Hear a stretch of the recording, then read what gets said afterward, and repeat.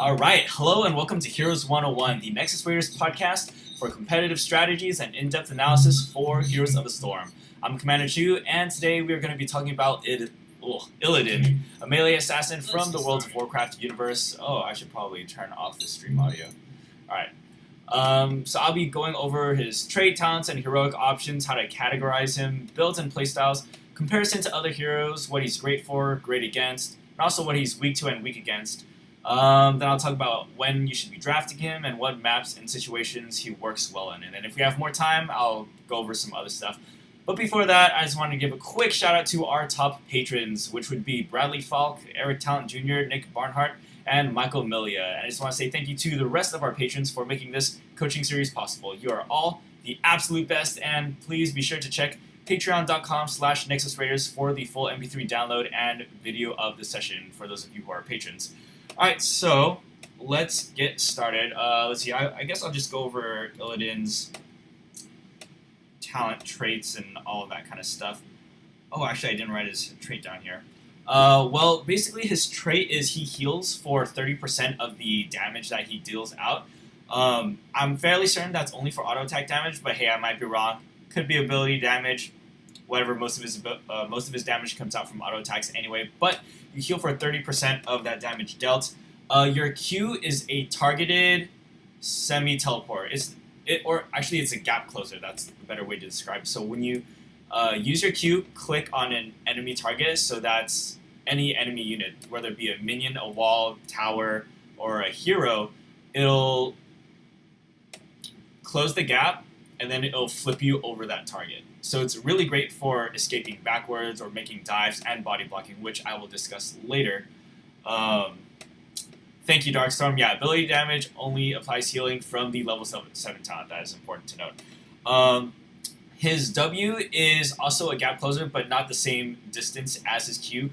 But you don't have to target anything. It's basically a directional movement, kind of like a dash, like Vala and Tychus. They have like a dash. But it has the bonus effect of when you hit like an enemy unit, it increases your auto attack by 35%, which is great. 35% on top of your already decent damage and high auto attack speed is really strong. Why do I keep looking at my iPad? I don't even have the abilities here. E is evasion, which when you activate it, it allows you to ignore all enemy auto attack damage dealt to you for a short period of time.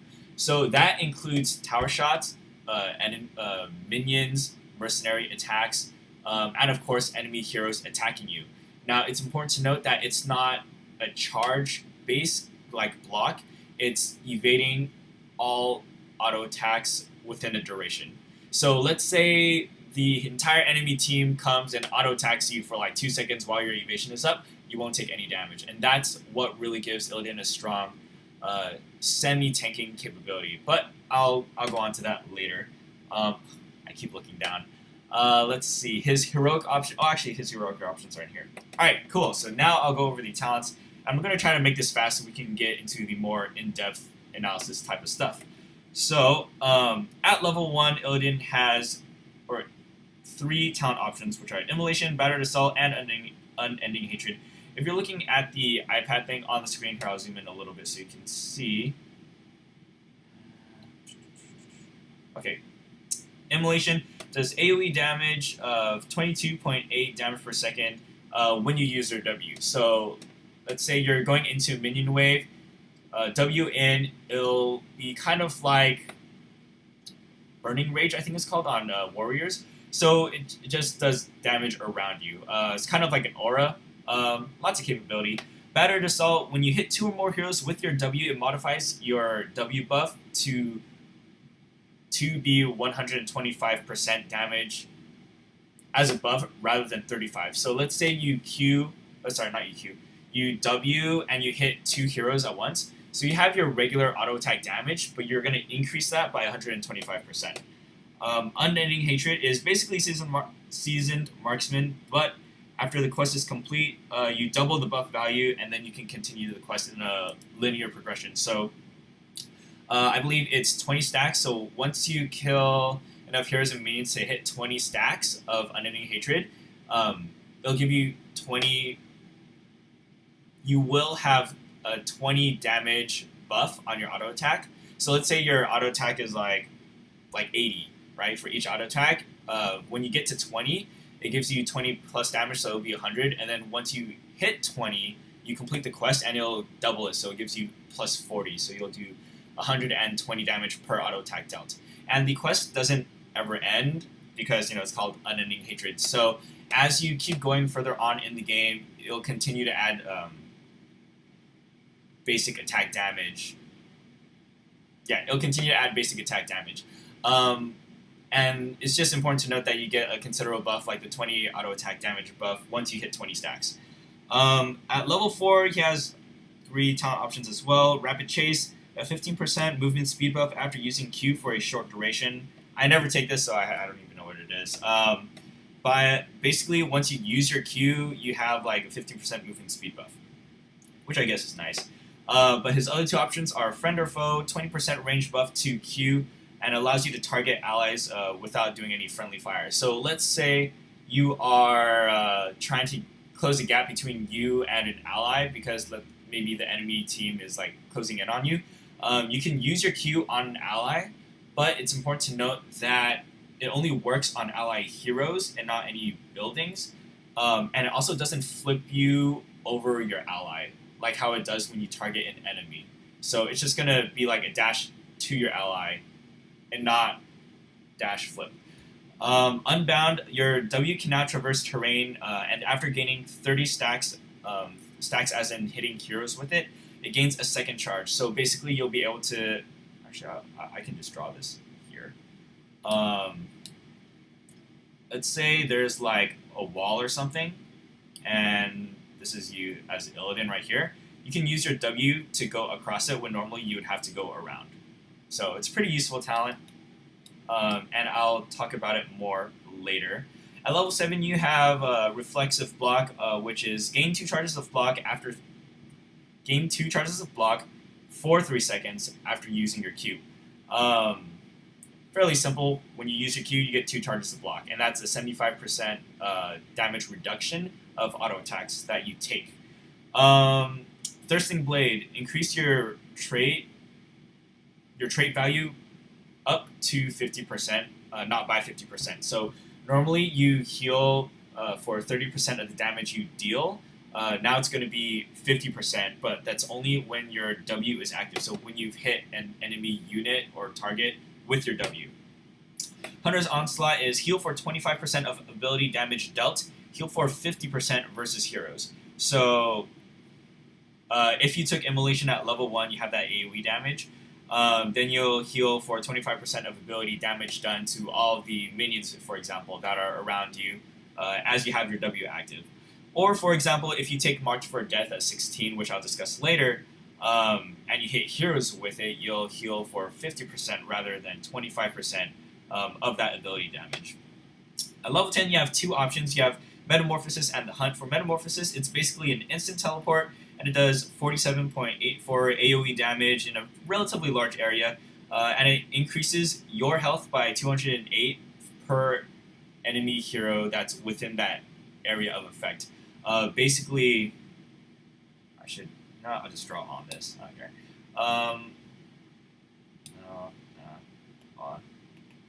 Okay, there we go. Basically, let's say that you're over here and there's 4 enemies, like 5 total enemies.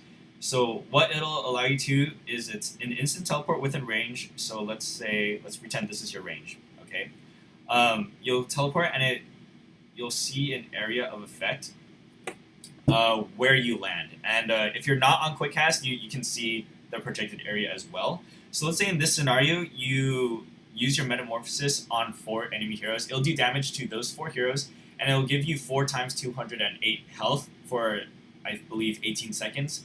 I can talk about more about how to use the heroic later on. I'm just going to try to get through talents really quick. Yes, important to note that it's instant though, so right when you cast it, it's an instant teleport, but there's a short delay before you actually appear. So it'll instantly move your location, but your main body as a unit will not be present on the map for a short duration of time. Alright, let me put this. Okay. Oh, that's not what I want to show. There we go. Instant teleport. Oh yeah, I already read the description. The Hunt is a channeled teleport in contrast to Metamorphosis. It's more of a gap closer and it stuns the selected target for 1 second and does 261 damage. So important to note that it's a gap closer for a unit similar to your Q, which is your dive. You can target enemy minions with it. You cannot target buildings though and structures. So your Q, your dive, you can normally target structures, but your Hunt cannot. So it has to be a enemy minion or mercenary or enemy hero. There we go. And there's a short delay before it actually teleports you. I believe it's a 1 second delay, so you are a little bit vulnerable if you get stunned, for example, or displaced during that channel time in the beginning. It will cancel the Hunt, so that's important to know for gameplay. That. At level 13, there's Nimble Defender, so if W hits an enemy hero, you gain 25 armor for 2 seconds, so that's 25 armor for a duration and not like a charge, so it's not like a reflexive block, for example. It's similar to evasion, it's for a duration. Elusive Strike. Your W reduces the cooldown of evasion by 3 seconds every time it damages an enemy hero. Fairly self-explanatory. And the evasion cooldown is pretty large, so if you're able to get W a lot, or not a lot, but W on a lot of heroes within one go if the enemy's all clustered, then you're going to get a lot of value from that. Sixth Sense, your E grants 75 spell armor against the next 2 spells. So similar to Reflexive Block, it gives you 2 charges of armor, but this is specifically for spells. So a great scenario of when you would want to take this is against the Kael'thas that has chosen Pyroblast, for example. It's not going to do much damage at all to you, because it's only going to do 25 of the original damage. Similar with Chromie as well, like her Dragon Breath and her Sandblast. And that's 2 abilities, so if you get time looped by Chromie, for example, and you use evasion before she uses her Sandblast and Dragon Breath combo, you only take 25% of damage of both of those spells. Alright, 16, March for Death. Bonus 187 damage if you use your Q on the same target within 10 seconds. Now, that works on any targetable unit, not just on heroes. So let's say if you're trying to clear a boss or a mercenary camp, it will do that bonus damage if you use the Q on the same target. Fiery Rend, every fourth attack against the same enemy hero does a bonus 6% of the target's maximum health. Blades of Azeroth, after hitting heroes with your W 5 times, activate for a 75% auto attack damage buff for 8 seconds. Yeah, let's move on to level 20. I actually missed one here at level 20. There's what's it called? The teleport.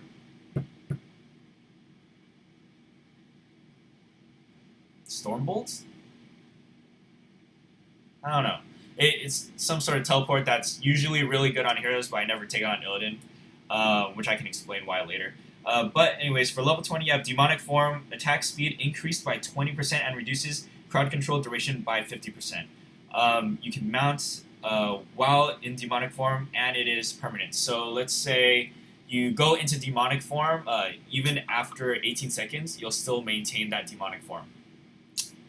Nowhere to hide, global range basically on the Hunt, and enemy heroes below 25% health are revealed. So yeah, there's no increase in damage or anything, but an increase in range, and it's like a revealing capability. Nexus Blades, a 20% damage buff to your auto attacks, and your auto attacks slow enemies by 20% for 1 second. Alright, cool. So, got through all the talents in like 15, I think, minutes. I'm not really sure when I started. Yeah, so those are the talents for Illidan.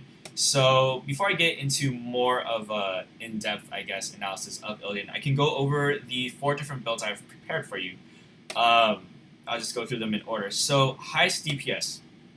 So this is for when your team is lacking enough sustain damage. I guess even burst damage, but in general, like let's say you went double support or you went double warrior within your comp. Um, this build is particularly good, especially because Illidan doesn't innately do a lot of damage, so this will kind of compensate for that. And this is also the highest damage potential build that you can do on Illidan when played correctly. Level 1, you take Battered Assault, so that's the one where you hit two enemy heroes with your W. It'll increase your auto attack damage by 125%. Unbound at level 4, Thirsting Blade at level 7, Metamorphosis for your heroic option. Level 13 is situational, and I'll come back to that. Level 16, Blades of Asenath. Level 20, Demonic Form. So your goal with this build on Illidan is basically to stay in fights and actually tank a lot of the enemy damage coming in, because you're going to be getting a lot of value from your E, which is evasion. Yeah, your evasion. And you're also going to get a lot of value from your trait and from Battered Assault, because you heal for the amount of, or not for the amount, but you heal for 30% of the damage that you do. With the level 7 Thirsting Blade, you'll heal for 50%. And if you're going Battered Assault, you're going to get a bunch of damage increase and damage to health value. And I have a separate chart, actually, with those numbers that I'll bring up later on as we move on in the discussion. So going back to level 13, I believe they're all situational. Yeah, okay, so if you look at the level 13 row here, I don't know, I guess I could highlight that real quick. Oh, what? Oh, right. Sorry, give me a moment. Okay. Level 13, you can see that it's situational. Let's go over the possible talents. So the reason why level 13 is situational is because all of these are different options for making Illidan a little bit tankier or able to become a damage sponge. So if you look at Nimble Defender, W hits an enemy hero, gaining 25 armor for 2 seconds. Where Nimble Defender is really good is when the enemy team has a lot of damage over time abilities, as well as if they have very low damage output. So let's say like if the enemy team picks Triple Warrior, then you're going to get a lot of value from Nimble Defender because it'll negate a lot more damage than the other two talent options. Yes, that's basically when it's really viable. I would say in general it's a good pick too because it's a 25% armor that includes auto attack damage and spell damage. So if the enemy team has like a really high auto attack rate, you're going to be able to negate some of that damage as well as any incoming ability damage. So that's one of his tanking options. Going on to Elusive Strike, W reduces the cooldown of evasion by 3 seconds every time it damages an enemy hero. Now, this talent is really strong if the enemy team is primarily auto attack damage based. So let's say you're going up against like Lunara, a Butcher, a Vala. Yeah, just auto attacks and Tracer, for example. And if the enemy team is clumping up a lot, you'll get a lot of damage because it reduces evasion by 3 seconds. And I believe the normal cooldown for evasion is 15 seconds long. And of course that ticks down every time you auto attack. Oh, I forgot to mention his trait. Whenever you auto attack, it reduces the cooldown of your abilities by 1 second. Maybe not exactly 1 second, but basically there's a cooldown reduction per auto attack. So really, you can divide his cooldowns by 2 because he auto attacks almost twice per second. So that normal 15-second cooldown on Illidan is really like 8-second cooldown. So think about it, you have evasion on an 8-second cooldown. If you're able to hit 2 heroes with your evasion within 1 W, right? Yeah, so you pop evasion, hit 2 enemy heroes with your W, you almost have a complete reset of evasion, especially if you auto attack. Well, no, actually that's not correct because I'm going off of the auto attack. So you have a 15-second cooldown. Let's say you pop evasion, get 2 auto attacks in, so now you're at approximately 12. approximately 12 seconds cooldown. You hit two, let's say you hit 3 heroes with your W. That's going to reduce the cooldown by 9, so you only have to wait 3 more seconds for evasion. Now, obviously, that's going to be really situational. I feel like Elusive Strike is the highest value but highest skill cap talent that you can take at level 13. But if you notice, like, the enemy team is clumping up a lot, especially like if you're going up against a team that has a Brightwing or a Lucio, where the enemy team has to clump up a lot for healing, or maybe even like against an Orioles healing, you're going to be able to get a lot of value from that. So let's say you hit 3 targets with your W. That's a 9-second cooldown off of 15 seconds, so you only have 6 seconds of waiting time. If you're auto-attacking throughout all of that, really 3 seconds of waiting time. So lots of value in Elusive Strike, but it's very difficult to pull off, and it doesn't always work, and you will usually will get more value from Nimble Defender and Sixth Sense. So Sixth Sense is you get 75% spell armor against the next 2 spells. So as I kind of mentioned earlier, if you're going up against a Kael'thas with Pyroblast, or just a Kael'thas in general, and against a Chromie, you can possibly or potentially get a lot of value. One thing to note, though, is like Kael'thas, I use that as an example. It'll work really well against his Flame Strike, but not as well against his Chain Bomb, because Chain Bomb is tick-based damage, so every second it'll be doing damage to you. So you're not really going to negate any of that damage. But it'll negate Flame Strike and Pyroblast, yeah. You're gonna get a lot of value against a Jaina, especially if you take this, because Jaina is all immediate burst damage. So it'll block 2 waves of Blizzard, or it'll block the Cone of Cold and an Ice Spear. You get the idea. It has a lot of applications. Really, you're only going to be taking Sixth Sense when there's an enemy team that has huge burst ability damage. So that would be like Jaina, Chromie, Li Ming somewhat. Although I wouldn't even really take it against Li Ming. But if there's an enemy, Jaina and Chromie, I would definitely tell you to consider taking Sixth Sense. I personally find myself taking Nimble Defender most of the time, just because you get a lot of value from that extra armor, and because it's not conditional. You just need to hit an enemy hero with your W, and you get 25% armor that applies to both ability damage and auto attack damage.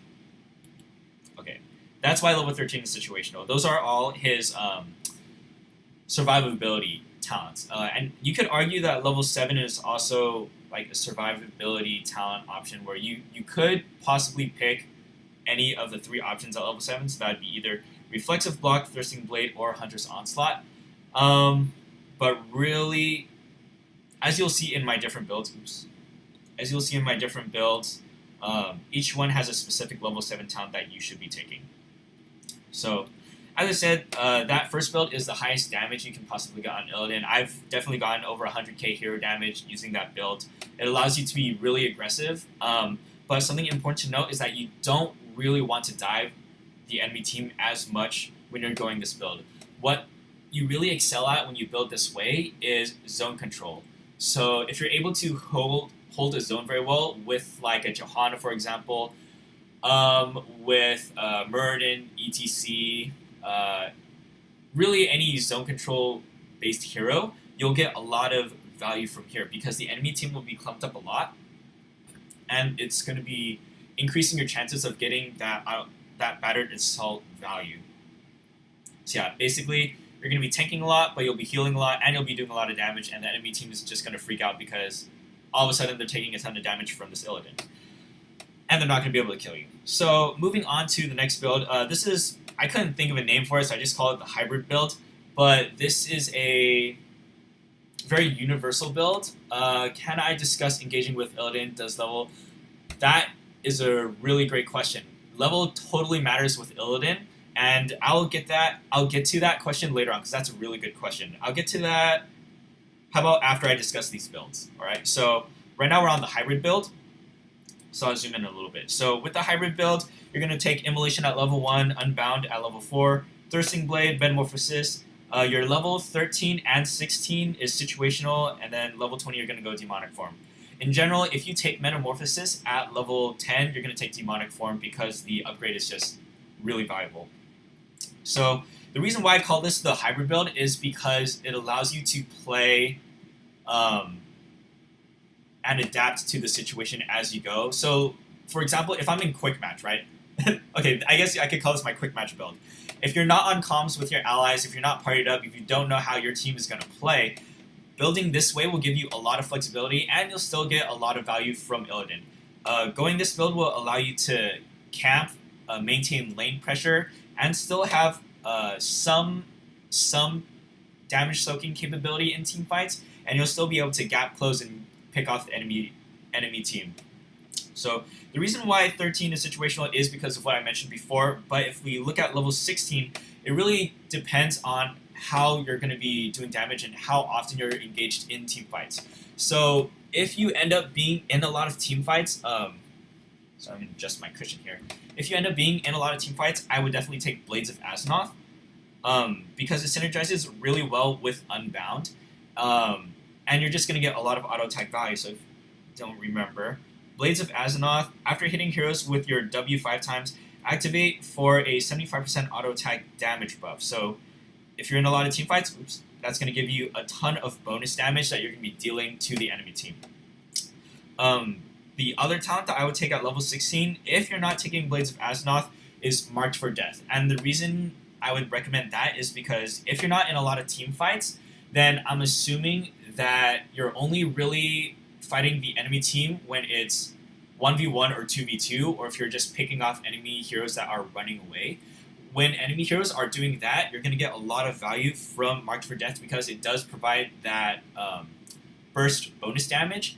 And since you're going to be chasing them anyway, like there's no other target you're going to be using your dive against. So it just gives you extra value, and it'll help you secure those kills more easily. Now that's just if you're chasing a lot, and if you're not doing full team fight engages. If you are doing full team fight engages, go Blades of Azzinoth, because you'll get a lot more damage overall with that build. As I said, this is the hybrid build. In contrast to the highest DPS build, the hybrid build is a lot better for camping because of that immolation at level 1. It does give you AoE damage, which, Illidan is still decent at camping when he takes Battered Assault, but it's going to take him significantly longer just to get that done. This hybrid build is going to allow you to camp and adapt to each map and each situation better. So I would say if you're trying to decide with what build to go with on Illidan, if you're in quick match or if you're in maybe lower ranks of Hero League, this is probably the build you would want to go, just because it's a low team trust build, if that makes sense. Like maybe your team is playing phenomenally, but since you don't have like voice comms, for example, this is going to really free you up to do your own thing and also be present in team fights. Alright, so Global Marksman is one of the most difficult builds to pull off with Illidan because it's such a late game build. But if you are able to pull it off, it can almost rival the Battered Assault highest DPS build. So you're going to take Unending Hatred at level 1, Friend or Foe, Reflexive Block, The Hunt, again 13 is situational, Marked for Death at 16, and level 20 is situational just because you could either go the global, or global version of The Hunt, or you can take Nexus Blades. So Nexus Blades would be if you need more damage and if you need to slow the enemy team a little bit more, and if you need to kill enemies faster. So let's say if they have like a higher health pool, then you would take Nexus Blades. If the enemy team is relatively squishy, then I would take the Global Hunt at level 20. So the way that you're going to be playing Global Marksman is you're going to be trying to duo lane soak. So that's going to be what am I thinking of? The one that I don't like. Blackheart's Bay. There we go.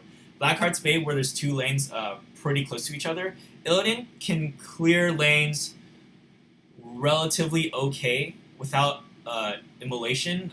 You're still going to be a little bit slower than better wave clear option heroes, but you'll still do it fine. You won't have any issues clearing the lane. And if you're on Blackheart's Bay, then 4 of your team should be pushing bot lane anyway if we're thinking about really competitive strategy. Other maps that you can duo soak lane would be like Infernal Shrines, for example. I'd say those are really the only 2 maps I consider going Unending Hatred or this Global Marksman build. The other exemptions would be if there's a Murky on the enemy team, or yeah, if there's a Murky on the enemy team, then I would take this as well, because each time Murky dies, it counts as a full hero stack on Unending Hatred, so you'll get a lot of value from that. This build works really well on maps that last a really long time, so I would say like Cursed Hollow games usually last very long. Garden of Terror games, you'll usually get a lot of value from this as well, just because games take so long. Sky Temple, probably not as much. Warhead Junction, it can be good because you're taking the hunt and it's global, so that would be why we're taking it. Not so much for the like Unending Hatred. Yeah, anyways, the reason why this build can work, or I guess the way you should play it, is you should be clearing lanes, allow your ally team to push lanes, force pressure. You just do your own thing, get enemy minion stacks, and then if you find a good opportunity to pop in and help secure a kill, go do that, but otherwise just focus on clearing waves. It's kind of a boring way to play Illidan, but the idea is that since you'll be auto-attacking so frequently by killing waves, you should have your hunts off cooldown pretty quickly. So the hunt is a 60-second cooldown. If you're auto-attacking at every opportunity, you'll basically have a 30-second cooldown. So every 30 seconds, you can hunt and help secure a kill, right? That's basically how this build works. And as you're securing kills, as you're clearing waves, your auto attack is just going to continue increasing because of Unending Hatred. And I believe you can... I've definitely completed the Unending Hatred quest in 7 minutes before, but it's usually rare that you're able to do it that quickly unless you have a really coordinated team. I'd say never go that build unless you have a team that can make it work. The last build that I have is map control build. So this is where if you have very poor lane clear, very poor lane presence, and no specialists, like as a team, as a whole, then this is the way I would build Illidan for that, because you're going to be able to clear waves really quickly, and you're going to be able to take camps quickly to pressure the lane. So notice that I have the hunt here, because you're basically filling that specialist role while also providing gank damage. So you're going to be in the lane, pressuring the lane. Once you clear a wave, you're going to be traveling to the other wave just to help clear it, and then traveling to camps just to secure those and force a lot of pressure on the enemy team, similar to what a specialist would do. This is not the most ideal way to play Illidan, but if you're in quick match and you're not queuing with a full party, this is definitely a way that you can build. Taking the hunt will allow you to be present at team fights, so that's one advantage to, like, versus if you had a specialist, right? Specialists don't have any global gap closers, except for maybe Zagara, but that's more of a channel to teleport. So those are the four main builds that I would take with Illidan. The one you're going to want to go with most of the time is the hybrid build, and then the one that I personally recommend, if you're not going hybrid build, is the highest damage per second build, just because it really allows you to capitalize on the bruiser aspect of Illidan. So going back to the question from Twitch, can I discuss engaging with Illidan, and does level matter when engaging? So I'll discuss level first. So you don't want to engage with Illidan until level 7, ideally. And that's because at level 7 is when you get most of your survivability options. So if you look at the level 7 options real quick, you have Reflexive Block, Thirsting Blade, and Hunter's Onslaught. So Reflexive Block gives you 2 charges of block. Thirsting Blade increases the healing you get from your auto attacks. And Hunter's Onslaught heals you based on ability damage. Now, if you take Reflexive Block, that's going to be the strongest mid-game option for Illidan, because it not completely negates. It negates enemies' auto attacks and building attacks by 75% for 2 charges. So that's why it's the strongest pick at level 7. If you're thinking about scaling for the later game, it's not as strong as the other options. But if you really need mid-game strength, and if you have a pretty decent late-game comp, then I would take Reflexive Block, especially if it makes sense. Like if you're going against a Butcher and a Lunara, Reflexive Block is really good. And I guess I can explain why taking it against Lunara makes sense. So everyone knows that Lunara is damage over time based and it's kind of poison based. But if you take reflexive block, it blocks that damage over time. If that makes sense. Similar to when you use evasion against Lunara, if she has, let's say she auto attacked you 3 times, so she has those damage over time stacks. If you pop evasion, that damage actually goes down. So, well, I mean, I could be wrong, but that's how I've been doing it. Maybe they patched that up. But yeah, so level 7 is when you want to start engaging with Illidan if you're able to and if the enemy comp is vulnerable.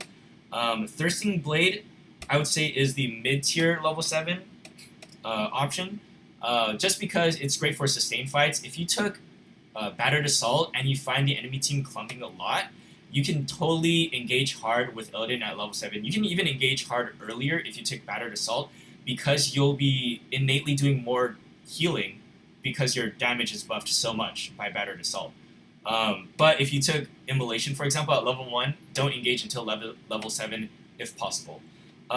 If you take Hunter's Onslaught at level 7, I don't recommend you engaging until later on, possibly at level 10 or even later, just because you're not going to get as much healing capability. You're taking Hunter's Onslaught mainly to synergize with Marked for Death at level 16, because it'll give you a lot of burst healing against enemy heroes.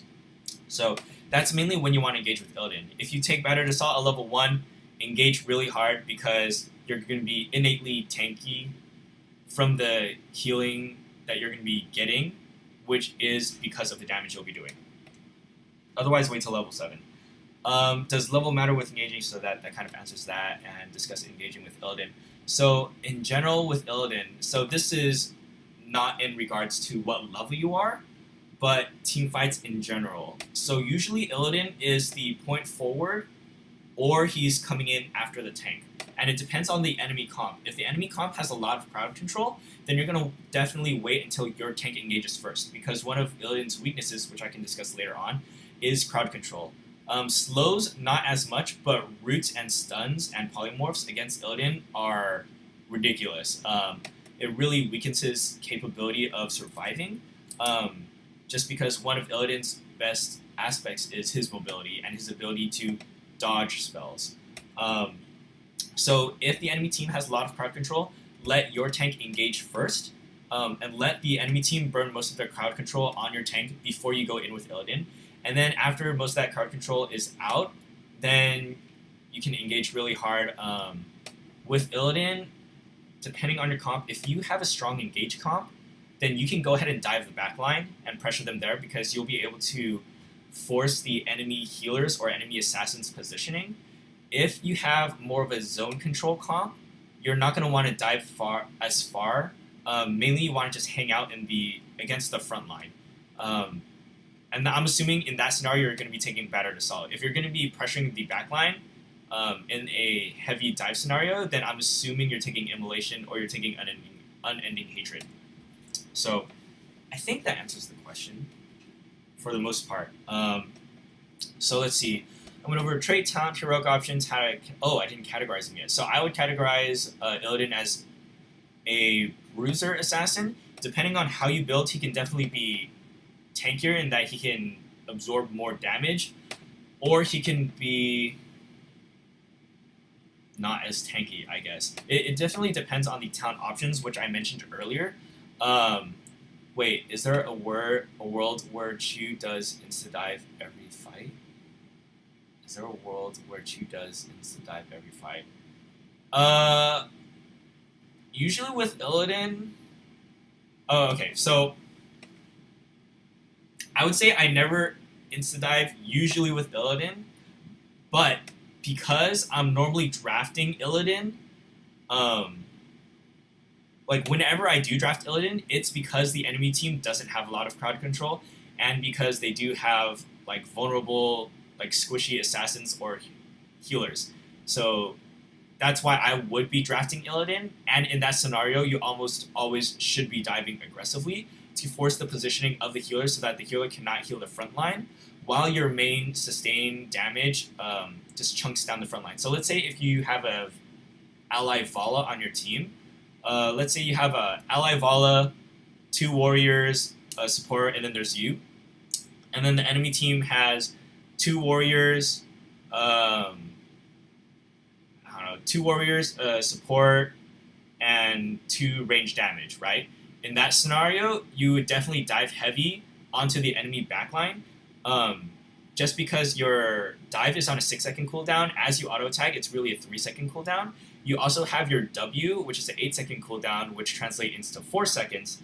So you'll be able to pressure the backline. I would especially focus on the healer if possible, because that will allow your sustained damage and your tanks to take out or to chunk down the enemy's front line. And as the enemy's front line gets damaged, they have to start retreating towards where the enemy healer is. And what that does is, here, let me draw that out actually, because I think that's a good question. Okay, hold on. Let me erase this.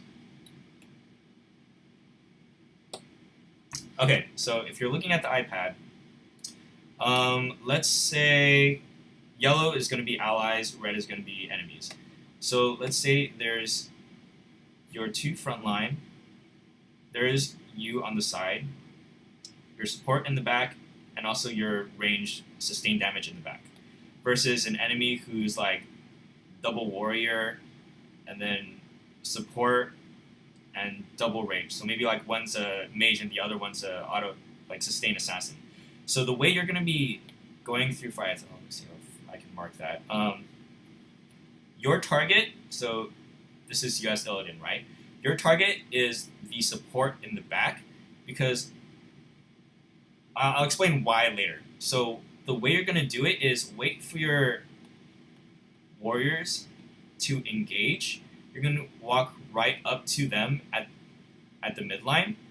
Once you're at the midline, you're going to W past the enemy front line, and that's going to proc the value from your W ability, right? Increasing your auto attack damage. And then from there, you're going to use your Q to dive onto the enemy healer. And then you're just going to be burning that healer's health. So the healer usually won't be auto attacking you back. They're going to be trying to reposition this way. And then the enemy assassins will be attacking you as you're damaging the enemy support. Well, if you take immolation, or even if you take battered assault, and you're able, well, battered assault is more difficult to work in this scenario, you're still going to be getting damage onto at least one of those enemy assassins if you play correctly. Meanwhile, your sustained damage is chunking down the enemy front line. You have evasion popped or procced, so you're not taking any auto attack damage from the enemy assassins. And then the enemy tanks are going to have to retreat backwards. Sorry, I know this is getting really messy. Yeah, it's getting kind of messy. Oh, let me change to a different color. Let's just go with black. Okay. So this is where the enemy front line starts retreating. Well, as they start retreating, their assassins are still usually in this position. So what you get is a cluster where the tanks are no longer able to directly frontline protect their assassins. That allows your tanks to close the gap on them. The enemy frontline is retreating because they're low health. Their healer is backed away. Maybe not necessarily low health, because you have to gauge whether or not to attack the healer or the assassin. You just want to force their positioning. You're going to dive onto the enemy front line so that now you end up on this side, on that side of your of the enemy front line. Gosh, I'm saying that a lot. So why you want to use dive instead of your W is because of your positioning. What this allows you to do is allows you to re-engage with your W and get auto attack buffs, or use your W to run further if you are low on health and if you're worried about, like, for example, Chromie hitting you with a Dragon Breath. So that's one formation of how to play Illidan in a team fight. And there's a lot of different scenarios that I want to go over, but I don't think I'm going to have time today. But we are at the halfway point, so if you're watching live on Twitch, we're going to continue just momentarily. But for those of you watching on YouTube, if you want access to the full hour session, just head over to patreon.com/NexusRaiders. because all patrons, regardless of pledge tier, get access to these Heroes 101 sessions. So be sure to become a patron if you aren't already. And yeah, so that's the halfway point. Now I'm gonna continue. Man,